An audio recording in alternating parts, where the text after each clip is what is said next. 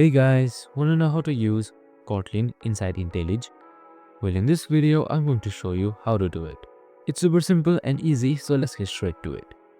Well, in this video, I'm going to demonstrate you only through the Kotlin playground, but I'll explain you and guide you the steps so that you can implement in IntelliJ IDEA as well. So let's get straight to it. Now I'll go to play and select playground here.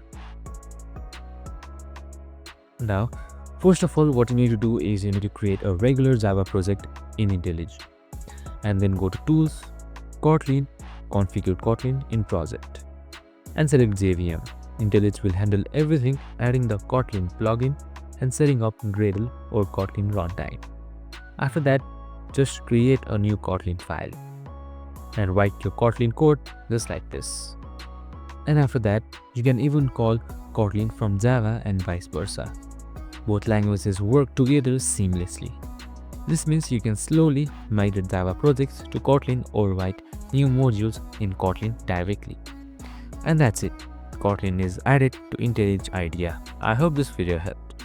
If it did, make sure to like, subscribe and tune in with us for more of these videos. See you in the next one.